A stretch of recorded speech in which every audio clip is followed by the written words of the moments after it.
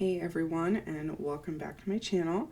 I'm Sredna. I do a lot of paintings, especially watercolors, acrylics, love nature and fantasy.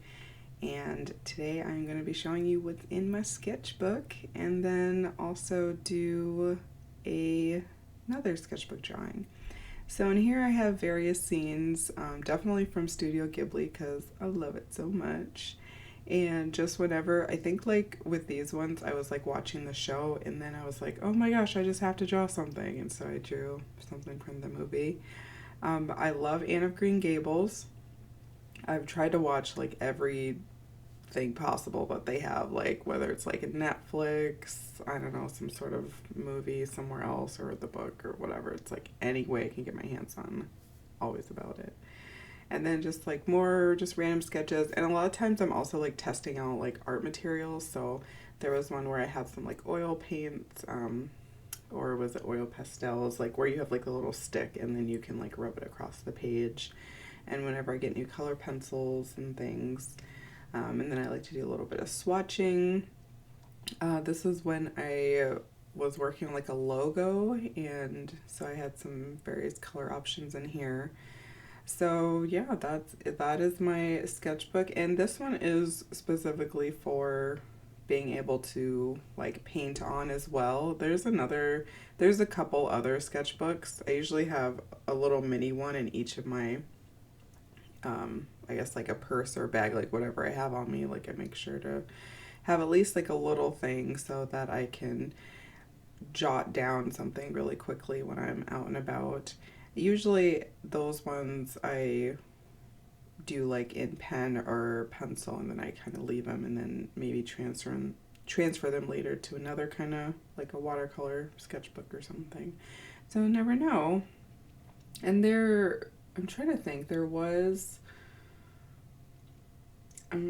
trying to think of like where the sketchbook kind of thing started, but I do remember in school, the teacher was always like, "Oh yeah, like have your sketchbook at the start of the year," and I remember it being a really like fun thing to decorate like the cover of it, and like all my friends and I would do that. We'd like glue various things, and we would just get like a plain black one that was kind of larger, like maybe like the size of like a regular sheet of printer paper, and then we just decorate the shit out of it or like collage it and stuff.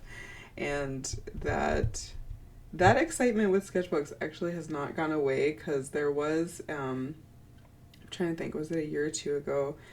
I'm not I don't think I had posted the video on YouTube, but on Instagram I had made a post showing a DIY sketchbook I did. And that one, but I did follow someone's like tutorial that they had on YouTube, and she had a place where she showed like all the ins and outs of it. So like how do you get like the thread and then the little knobby thing that you kind of have to I don't know, like press into the book to kind of bend it, and like what kinds of papers to get and all this stuff. And oh, that's when I started taking apart like my older sketchbooks. So like once I had been done using them, and then I started using the backing for my watercolor um, paintings to kind of like tape down on there, because she showed me like you can use the backings for multiple purposes, and she used them to make like the sketchbook itself so that it could contain the binding and you'd have a cover on the front and back. Um, and all of that is just to say that, yeah, sketchbooks, the whole process, the making of them is a very, I mean, I feel very like connected to it because it's such an ancient thing that's been going around, and I do love looking back at history and seeing how people made things and all like the handmade qualities of it too. I really much appreciate the artisans that and all the craftspeople for, I don't know, thousands of years who have done and made all sorts of things from all sorts of materials. So coming back to this sketchbook, I do collect them. I'm an avid collector. When I like go out, if I see that there's a sketchbook, I feel like, well, maybe I could add it. And so I just end up having like a pile of sketchbooks, usually from like this kind of size, or it could even be half the size, and to like a bit larger, like a regular printer page or something. And they all have their own little quirks and stuff, which I find really interesting. And then once in a while I use my the one that I made. So I made like one of them. I haven't made any others. It feels like so precious and special that I feel like I wait for like a special opportunity to use the one I made. So there's something to be said about that when it feels like too precious to use and like, wait, maybe I should save this for some really special sketching or something. But that it was a lot of, I did learn, oh yeah, I learned about like a bit about bookbinding with that one because we actually had to stitch. This one had us like stitch, yeah, the binding to it. So that was a good time. So coming back to what I am drawing in today's sketchbook, there is so I have this insect page on Pinterest, and I love all the different various shapes of these insects and the colors and sizes and their unique variations. So I've had this picture sort of like pinned for a while, and I was like, oh my gosh, this would be so great to do. This would make a lovely sketchbook page. So I found this Scarab Beetle, and it has this like bright emerald green color, and these wings, where at the time I was thinking they were a bit more, I wanted to go more of like a dark purple direction, but now looking at it later I'm like, well, maybe it could have been like a super dark brown-ish kind of thing. It's just one of those colors where it's so dark. It's like, well, what tones do you want in there? Do you want it to be more of a, I don't know, darkest purple or dark? Actually, there's even some blue. Oh my god. Because I think that the wings were a bit see-through. So I kind of feel like it's taking on the colors in its environment. And it does, which made it a bit difficult to paint. And that does remind me of, there was a dragonfly I drew one day, and I don't even remember where that is. I don't even know, did I paint it? I don't know if it ended up in a drawing or if it stayed in my sketchbook or if it, yeah, I don't, or if it was just in my head. I don't, oh wait, maybe it's just that I collected it. Okay. So in Aaron's garage by the windowsill, for some whatever reason, every summer we get tons and tons of flying insects that like to just sit on they just like get attracted to the window and then in the garage, and then they'll get trapped in there, and so there'll just be like dozens and dozens of like these dead insects there, and then we'll have to just like clean them out just every year, and we're like, why do you guys keep doing this? Like, this is this is not going to turn out well for you. So they get trapped there, and then last summer I noticed that there was a dead dragonfly, and it almost looked mummified because it was in like a position where it looked like it was about to take off. It's just sitting on the sill. It has its, its legs down. It has its wings spread out. And I just thought it looked so just interesting to look at that I just kind of like left it for a while. And then I was like, oh, maybe I should like collect a wing, because then that would be like a good reference to have later, because painting from things in real life is always, you can always learn a lot more. And so yeah, somehow I got like a wing or two off, or maybe like the body was like stuck or broken. Anyways, it was kind of gross.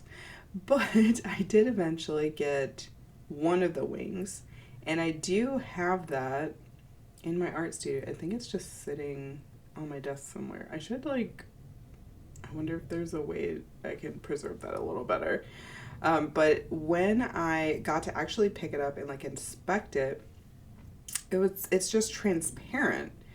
So it was very unique looking at it, because when I moved it a bit, and the way that it hit the different lights, the colors off of it looked more incandescent. Like you could see some blues, you could see some greens, you could basically see all the colors of the rainbows in within the wings, but it's because it was just a conduit to kind of reflect everything around it. And I thought that was so interesting because when I think if I hadn't really paid that much attention to the wings, I would just kind of feel like, oh, I should paint them like maybe like a silver or try to get them as close to white as possible. And that's, yeah, it would just have a different look than if it was showing that it picked up all those colors. And that also reminds me of, there was something else. Oh, I'm trying to think. Okay, so there is a, let me see. Oh, well, maybe I could talk about what I'm currently painting real quick, and then I'll get back to, oh, the tallow candle. That's where I'm going with this. Okay. So, so this beetle, I'm doing, yeah, the pencil sketch first. So this is actually going to be showing like my whole process, like how I go from like, there's a blank page to like, oh my gosh, look, it's all finished. So I like to do it in pencil. And then although I have also been known to just jump right into the like inks and stuff, but I think with this shape, because there's so much symmetry within insects, that I wanted to be a bit more careful and start with pencil. So once I do this in pencil, then I will go over it in ink, and then I'll wait for my ink to dry, and then I will erase all the pencil lines underneath, and then I can like start painting over it. So that's like my usual process. If I had done the sketch on my tablet, then usually I do that on Procreate.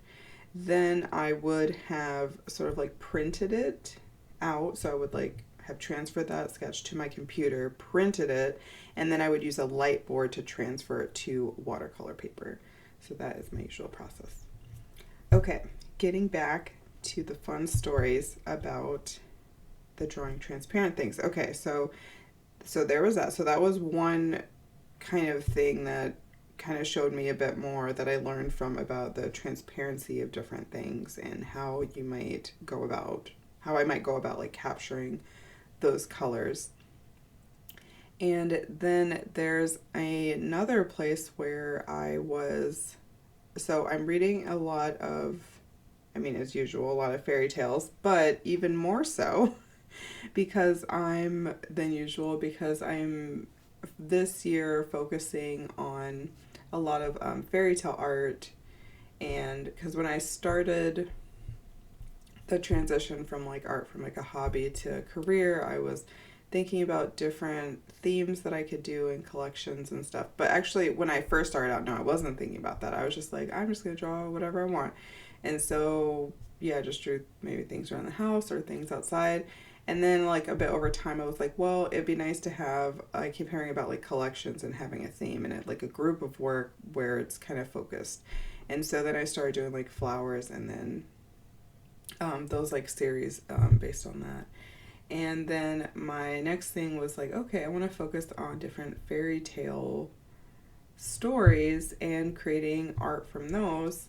And because I was just have always admired the artists who have drawn in those stories that I've just read and has been read to me like since I was a wee babe. So one of my favorites is Hans Christian Andersen, and he did things like The Little Mermaid and The Little Match Girl and things like that. And he also, I mean, I'm sure there's more popular ones, but I don't want to get them confused with the Grimm brothers because I read a lot of their stories too. But also the Grimm brothers did kind of like use other people's works and then kind of made them their own stories as well. So there's overlap with these people and stuff. But and so I have like this book that shows a collection of stories written by Hans, and the one, like a really like early one that he wrote, and I think this was before he even knew he was going to be kind of like focused on that, like maybe just in his younger years, just like, oh, for fun, let me write this thing. And is called The Tallow Candle. And all the story is from the perspective of this candle, and just talk about how it can't be lit and stuff, and it can't shine it's bright light. And I thought that was so adorable of a story, and just so well descriptive in how he wrote it. And I just saw, like, in my head, like, oh my gosh, what if it were this kind of scene? And it was of someone like sitting or standing, doesn't matter, like their face is behind this candle, and yeah, they're like kind of like holding it in front of them, so there's like this glowing effect, but then it kind of like fades out to darkness.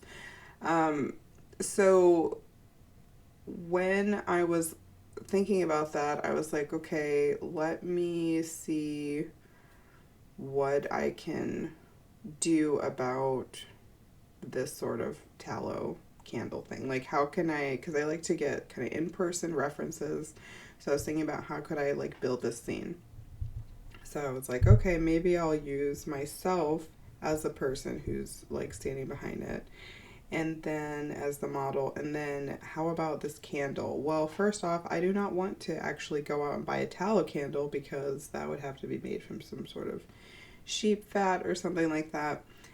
And which, totally made sense back in the day, but nowadays it's kind of gross. Like, I don't want a bacon grease candle, or well, that'd probably be too soft, but you know what I mean. And also I had to look up in the story they had like a tinder box, and I'm like, I don't even know what that is referring to. So then I just went on a tangent on the internet looking for tinder boxes, and found out they're just a very, like, I guess more of a primitive form of starting a fire, and you would need like some flint and some steel, create a spark.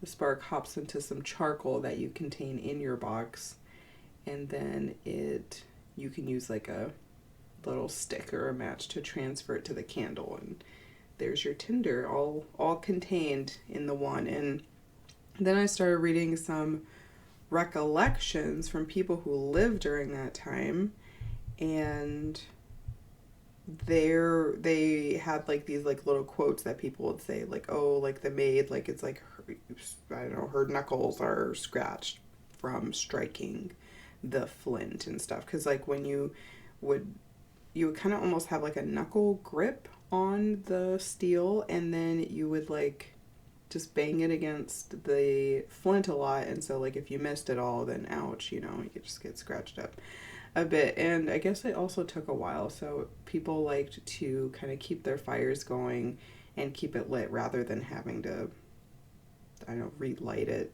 every day or whatever. So just very interesting things, and I was very, very tempted to get some tinder, or this tinder box. And then I was like, well, for drawing purposes though, like I really have in my head like this very like this candlestick, and someone's like holding it in, like in the shows, like where you see people like walking through the halls with that. Like, I wanted that sort of scene, and also wanted like the actual candlestick itself to be like a bit ornate, like a bit glowy, and more on like the gold or silver side.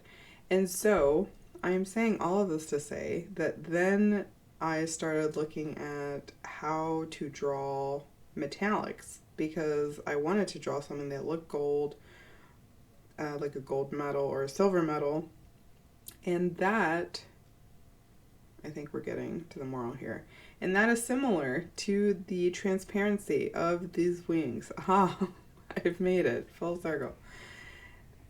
So when I was looking at the medals, I was thinking about how I would go about it, and I saw that, well, like my first instinct was like, oh, like if you paint it silver, that'll do it. But then I was like, no, I've done that before. It didn't turn out right. So then I watched somebody do it, and she was showing how to paint with the various metals, and she was using like a rainbow of colors, and it reminded me about the transparent wings because the metals too absorb the colors of what's around them, and so like they should have a variety of different colors within there. And so I thought that was just a very interesting way to go about it too. I'm like, huh, that also takes a lot of colors. And that was my TED Talk on transparency wings and lots of metal drawings and various things. But these are the things that go in my head. I'm like, okay, this dragonfly wing for my garage, and now we're doing this Scarab Beetle that also has a similar like form of transparency. And then there's also other things like metals that you would think it's the one color, but it also contains reflections of other colors. And so, well, we'll see like a bit later when I start to draw paint, apply paint to it. But at first, I'm going to start for these wings with a lighter color to kind of show where that sort of like more transparency and like brightness is, and then like we'll go and like to those deeper tones and things like that. And wings in general just seem like a hard thing to draw. I mean, if they're bird wings and like feathers, I think those are more, at least like for my eyes, they're easier to kind of like tell what is happening. Like I can see each of these individual lines and I can see how they fold next to one another, almost like a dominoes. Like they just kind of like line up and they just keep like interlacing and folding in. And so there's darks, there's lights. You can kind of see like where this is going, and they like overlap in a certain way. And they're, for the most part, like very opaque. You don't see through them, I think, if I'm using the word opaque right. So they're very, I guess like easier for me to kind of see what's going on, and then once I can see what's going on, I can have a better chance of sort of capturing it through the page with various colors. But for these materials that sort of like pick up on these reflections and don't maybe have a color of their own, those ones are trickier to me, but I also think that they're very interesting because then, I mean, you can like change the color. So if I wanted to have, I don't know, like a pink background, then the reflection off of that would show up in the final piece. Or if it was like a grassy background or a mountain background or something like that. And so I feel like that's the interesting part of it. I was about, in this piece, I was about to write the name of like what this thing is. And then I had seen they called it, because, the internet has all kinds of information that is very real and true, the Dalmatian moth. And I'm like, this is not a moth. Like, this is clearly not a moth. And also, if someone named it Dalmatian, it should probably have some sort of like spotty texture or something like that. So I was kind of confused on what's going on. And so I was pretty sure like this is the beetle that I had been looking at for many years now in all the, like Egyptian museums and I don't know, in like the hieroglyphs, like they always have the scarab shape. So I'm like, okay, let me make sure, is this the one? So I guess I just, finally decide, yes, it is the Scarab Beetle, double checking. Here we go. And now I am ready to get those pencil lines under all removed so I can start with some painting. And I usually like to wait, I guess if I'm pressed for time, like half an hour, but that is not ideal because like something is going to be ruined. Like I'm trying to think, if I was painting like a lighter color and the black mixed with it, it'd be like, it's a bad idea. If it's a darker color, maybe I could get away with it, but ideally I would wait an hour. Although I have also been known to just do this like at the end of my day, and then I can just leave it overnight and then just come back to painting it tomorrow, and I don't have to worry about different time frames or waiting for a bit or whatever it is. Now it is time to start some swatching different colors. So I just love the brightness of all of these, and they just look really colorful, and I hope it captures the majesty that is this emerald green Scarab Beetle. Also, I'm very excited to use this emerald color because I've had it for so long and I don't use it very much. I think when I tend to do like grasses and trees and plants and things like that, I tend to go for like a Hooker's like green deep, which I think is a hilarious name for a paint color, by the way. And or I'll do like a sap green and a leaf green. It's like I stay in those lanes. So this is fun to be able to use these very bright colors. Oh, and okay, so this this reminds me of something. So the yellow, right? It's called Indian yellow. So which they are referring to the country, not the people, which I did not know because I had seen actually was another color that was called Indian something. I'm not really that big of a fan on them, using these colors like when they're like Indian red and they're like Chinese white or like something. I'm like, I don't know. These don't sound like we should be naming these that way. Like, could we do something different?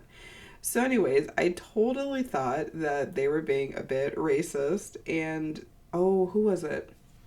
Oh, the people I always get stuff from, Da Vinci. There we go, Da Vinci Watercolors. So I messaged them one day and I was like, hey, this being called Indian red, how do you think that makes people feel? Like something, like these are slurs that have been in history, something, something.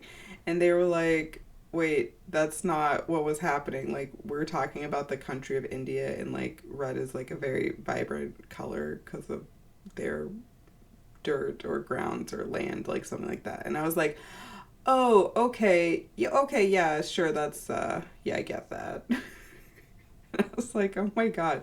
So then now I'm like thinking with these other colors, like they're talking about like the countries, but I don't know, it still seems like a bit awkward. Like, am I the only one that's kind of felt like that was awkward the way they name these things? So anyway, that just reminded me of that. Oh, so the little bits of yellow. Oh, so in the center, it was like a brighter green, but also a lighter green. So I was like, maybe I'll make it yellow and that will have that come across over there. But mostly really excited to use as much of this green as I can. Well, I'm going to talk a bit about what am I going to talk about now? Oh, some books that I have been into lately. So I am a big fan of Janine Frost, and she does a lot of like paranormal creatures, and she does actions. So she uses a lot of things from different myths and stuff. So there's vampires, there's fire dealers, summoners, things. There's telepathy. There's grave resurrecting, that like zombie army. What else is? Yeah, there's ghouls, ghosts, just all sorts of awesome, amazing creativity from her. And one of her, and I also like their romance in there. So she always does a good job with like showing like relationships, and I think she does a good job with how her characters interact with each other. And so it's like very actiony, but then it's also like relationshipy, which I really appreciate. And I was reading her series, so she has, oh gosh, she has like so many books, probably over 20, I think. And she has like a series, and she does a main series, and then the people that you get to know from the main series will break off, and then you'll get to follow each of those characters on their own. And my favorite one is actually not even from the main story, although, I mean, these are all really bomb at this point. But my favorite was when she did the spin off or the side character, talking about the like vampire Dracula, or Vlad as he goes by. And definitely not like, and actually in her book she makes fun of the stereotype of being some like dodgy, like older gruffy person who, you know, is like creepy and all these things. And I and how like he even hates that, like if people like refer to him as that, and how the whole reputation he got from that Dracula book and everything was because he got drunk one night and then accidentally, I don't know, was talking to a reporter at a bar and said things, in jest and all kinds of stuff. And it's something he's never been able to live down, because then from that, day on, then he was known for all this stuff. So I just thought that was a hilarious take on it. And it also has a lot of, what was her power? Oh, I liked the his like romantic interest power, Layla. She fell, what did she do? She had gotten struck by lightning and then was able to see people's worst memories or their sins, she said. So like the worst things they'd done. So she would like touch someone's hand and kind of like relive it through their own memories. And I thought that was such an interesting take on it. And so yeah, I won't spoil or anything, but just lots of really fun shenanigans and exciting adventures and all of that stuff, because Vlad has a lot of enemies. He's been alive for a long time, so there's lots of people after him. So we'll see what happens with that. Well, I already know what happens because I've read this series so much. Actually, I've read through it. I'm trying to think. The main series, I think I've read the Vlad books maybe at least like 3 times each, and there's like 4 of them. And then, or are there 3 or 4, something like that. People are always asking for more too. And then the main series, I think might be like 7, 9 books long, somewhere in that. And those ones I've read probably around the same, yeah, well, at least 2 times, maybe 3 times. Maybe I'm on my 3rd. Because like what I do so it's like I read like all of the books she's made thus far, and then whenever she releases a new one, I'm like, oh, let me start over and start from the top and go through it. And it'll probably, I don't know, maybe takes me a year or something to get through. And I don't even mind, just because it's so great. Like once I have like a book that I really love and I'm like, this is amazing, I'll just read it over and over. It was the same way when I was, I'm trying to think, when Harry Potter was coming out, which is a big, it's like more than just a book to me, or a movie or amusement park, whatever they got going on now.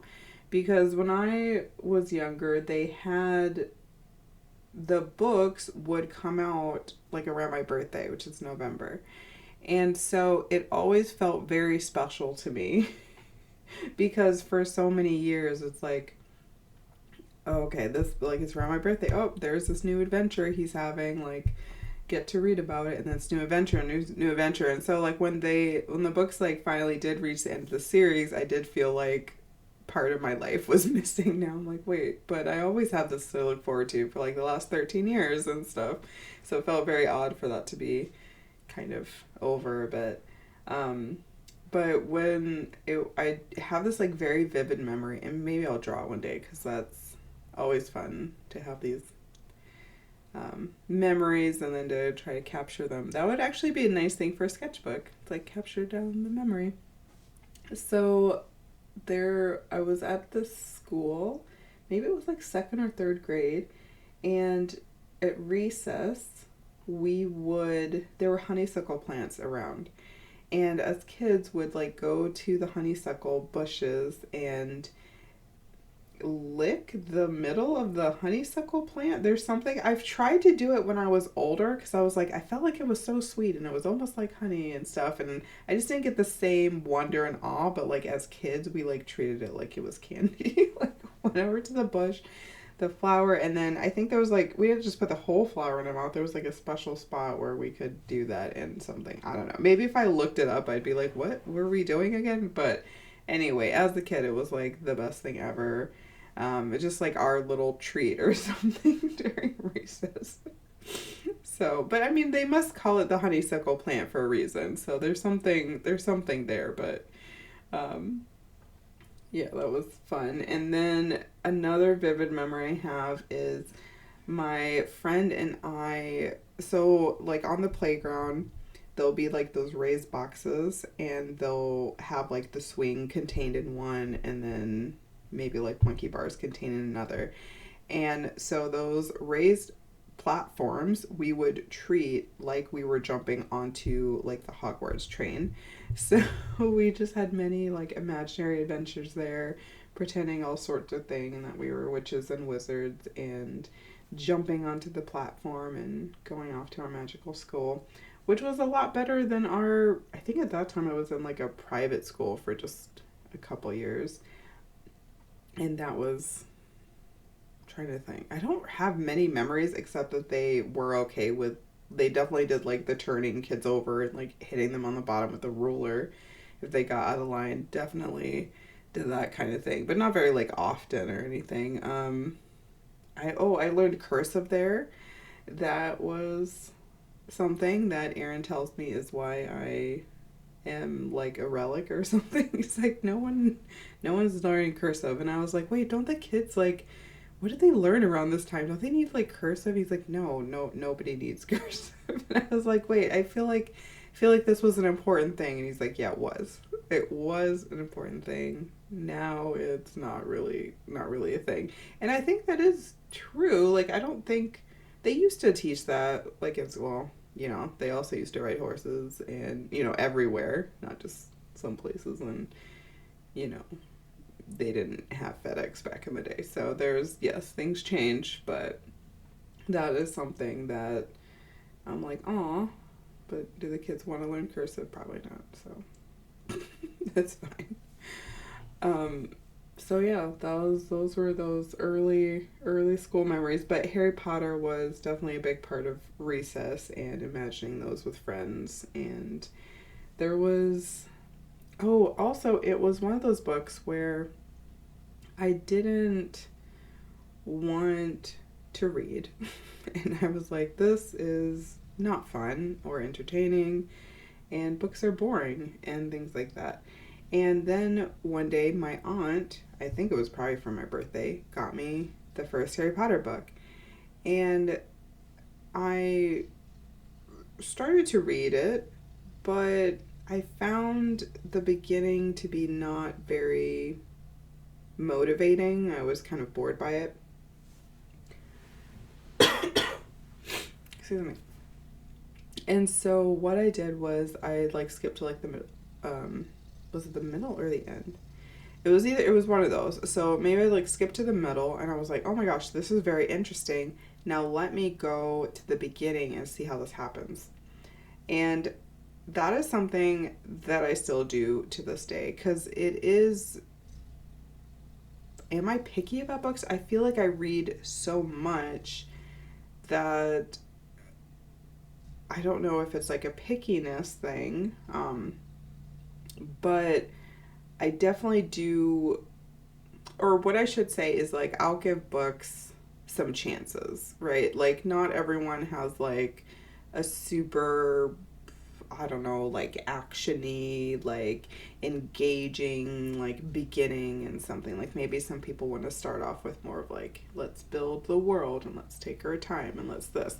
So I will still like kind of flip to like the middle or something and be like, okay, does it get good here? Okay, it does. So let me go to the beginning and then I'll see how this happens.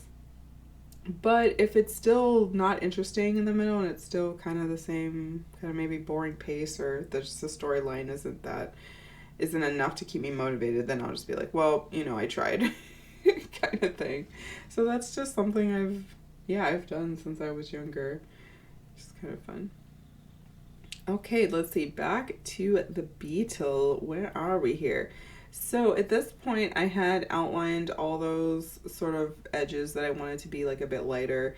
And then I went in with this purple, and I was so scared of accidentally mixing this purple with this yellow, because in an earlier drawing I did, and I can't remember which one it was, but I had done that, and then it became like this muddy brown color, and I was like, no, I don't want it to be that color. But now that I am looking at the leaves, or I mean the wings from another perspective, which is later and stuff as I record this voiceover, I'm like, you know what? The brown might have worked. Like that darker, that it might have. And actually, I could have even put some blues. Now, see, there's something about it. It's like my brain, it's like when I see it, it's like when I first saw it, I was like, oh, the leaves are purple. Okay, now I'll put in all this purple. And then now I look at it later, I'm like, it's more brown. And actually, I see some tints of green, and I see some tints of blue, and there's a bit of brown, and there's a bit of orange, and there's a bit, and I'm like, oh my god.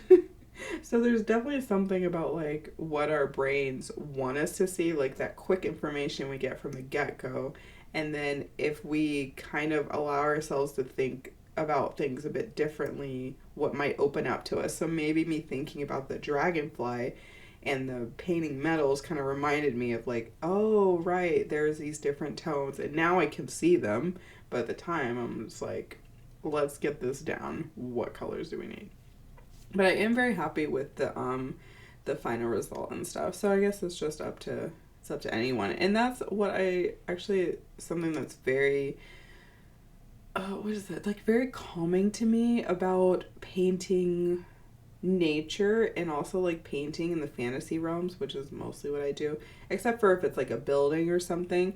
But like these forms can be so like organic and curvy and shapely, and they can come in all kinds of colors, and there's not like a right or wrong. I just love the freedom in that there's no like wrong way to do it. It's just a matter of, you know, what you see at the time. Like there could be, I mean, in this specific photograph, someone is holding the beetle, and it's like, I guess like a background of like their hand and like green behind them. So that could be like reflecting some colors of green in there. But if they were by a purple mountain, then the wings would be more purple. Or if it was like a different color backdrop, then it would pick up on different tints. So it's like, it just depends on where it is. And yeah. So I guess that's the thing. That's like the nature thing. It's like, yeah, it just, at various like times of day, things can like change color too. And also nature is wild. Some of those shapes are just so bizarre. I just like do a double take sometimes. I'm like, what have you created in yourself right now? Like there was this, oh gosh, what was it? Was it a snapdragon flower or something?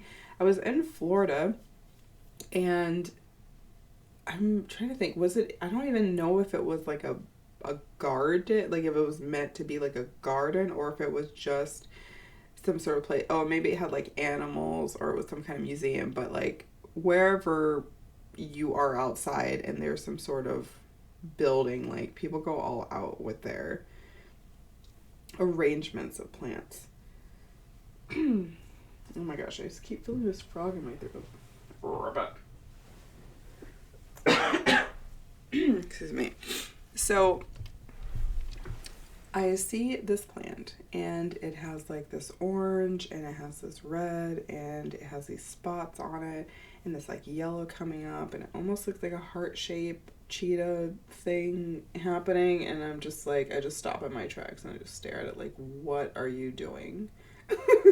What are you doing, nature? What are you creating?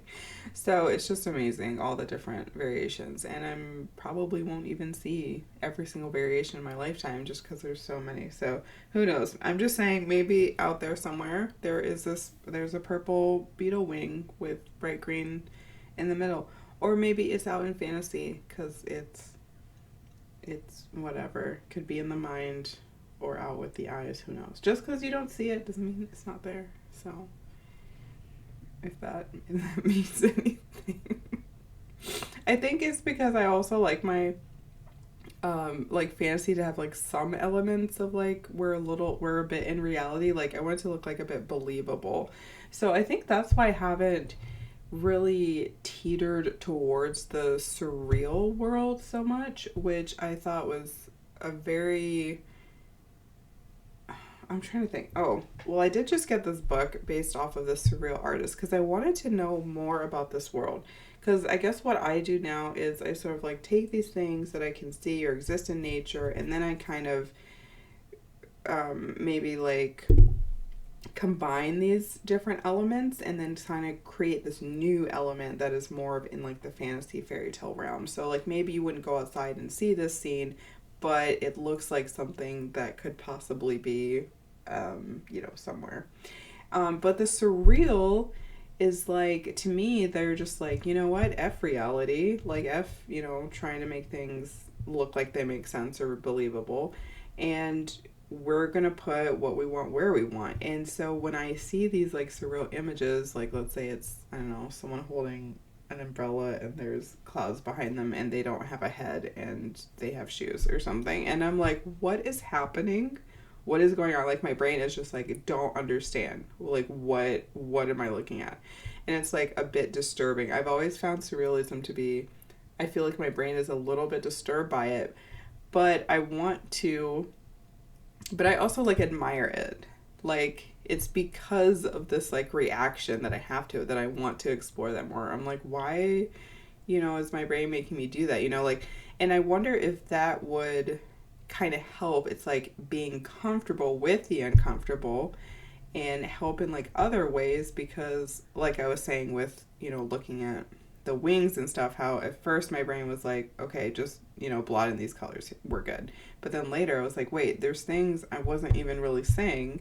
And I wonder if like surrealism is good for your brain is what I'm getting at. Like it helps you to sort of maybe break down that like what things should be, maybe barrier that is existing in the brain, and allows it to even like expand even more. Although do we want to expand that much? Because we know a lot of geniuses are also have some things going on in their brain that maybe is not for their own good and maybe drives them a little bit crazy and batshit. So do we want to go there? Do we actually want to be geniuses? Probably not. I don't know. So it just seems like they're like unhappy at some point, or they like create, like maybe they're happy at the time, but then they just create something that's like so amazing that then it's taken out of context and then people use it for bad things. So I don't know where we should be in this, but it is, I feel like in the meantime, it is very tempting to keep wanting to explore things and learn more and be curious. So I don't, maybe it's a lose-lose situation. The more you know, maybe there's something there. And I'm not remembering where I was with this, but back to the drawing. I really liked at this point using this black because all these little legs that looked like they were kind of almost like coming out of the wings, it just really made it like show up so well. So I was like very happy with like this very distinct color, like very eye-catching. And the ways that the legs are kind of like attached to the wings, it reminds me of bats, and I should really draw more of them because I think they're so fascinating looking. And I would like also to do some vampire drawings at some point. It's like amazing how many like all these like paranormal and like supernatural creatures I read, and how like I love vampires and myth and lore and all that. And then I'm like, wait, but I didn't draw them.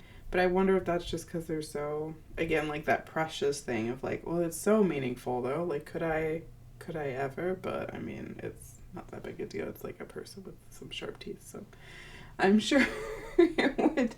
I'm sure it could look like really cute, especially if it was like a little kid with like their little teeth. And oh, that reminds me, there was a celebrity who was Henry Cavill, who did like Witcher and Superman, and he also I recently watched the second Enola Holmes with him, and he has like, I think they call it like maybe overbite or something, where like those canines are like a little bit sharper.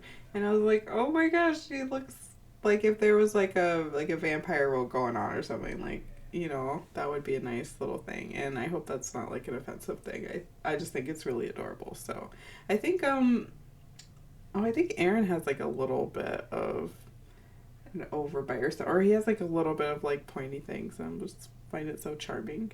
I like those little just details on people that are like very like unique to them, that stand out. Like my idea of just like very boring and uninteresting is just when everyone just looks the same and has all the same features. I'm just like, this is not interesting at all to look at. Like I want interesting things to look at. I guess. So, and there's interestingness and variety and variation. And so there. Well, I am... Ooh, the outlining that always makes things pop out a little bit. Oh, when I was doing the face, I was not... Okay, let me look at the picture a bit, because I was trying to do... All I saw in the face was like, there's this little bit of yellow, there's this little bit of like muddy brown, and that was kind of it. And I guess in the drawing it does look like that, but I would have liked to have a little bit more definition, but I don't actually know what I'm looking at here. I wonder, here, let me see, can I zoom in? I zoom into this picture even more. Zoom, zoom, zoom. Control plus, control plus. What is...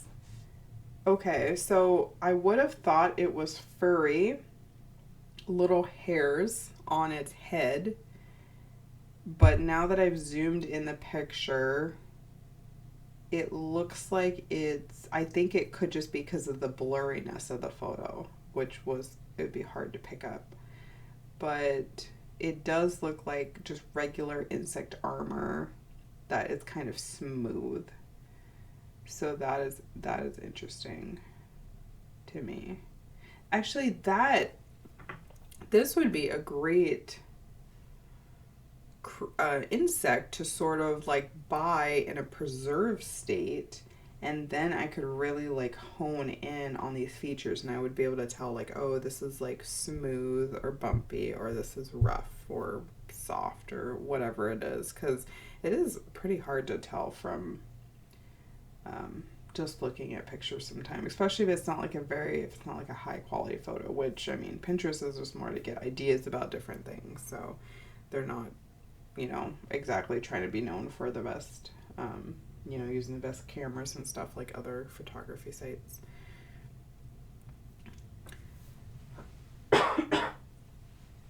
They are certainly great for ideas, that's for sure.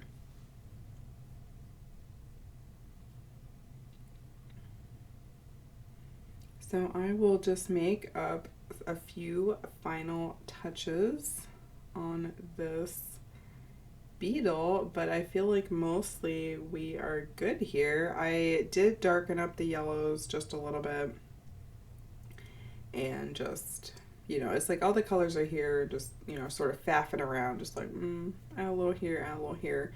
And then I do add a little bit of gel pen at the end too, just to make everything super shiny and nice.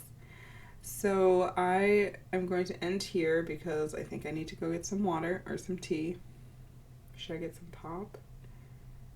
No, pop is not good for my throat right now. Juice? No. Okay, I'll just drink some water or some tea, something like that. So thank you so much for being with me today and hanging out. And, you know, let me know in the comments what you're up to today. Like, maybe, like, were you watching this, like, while you were, you know, doing, like, artwork as well? Or were you, I don't know, are you a musician, a writer? Are you working at the computer, working from home, social media stuff? I don't know, all the different kinds of careers people are up to and doing and stuff like that.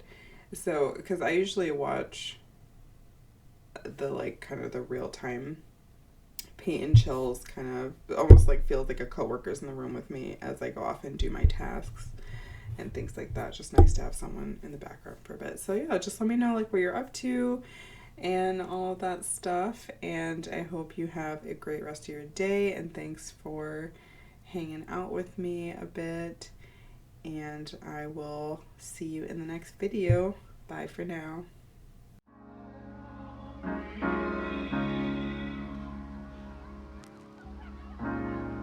You have to be your biggest fan.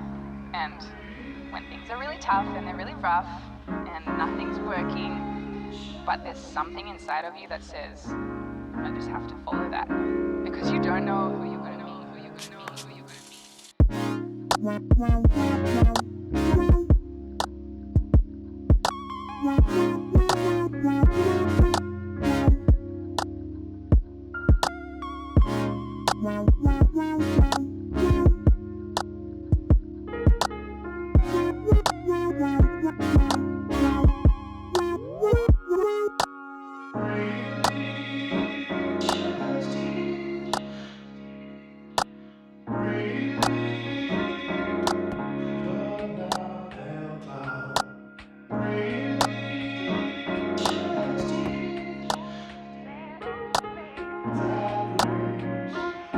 because you don't know who you're going to meet, who you're going to meet.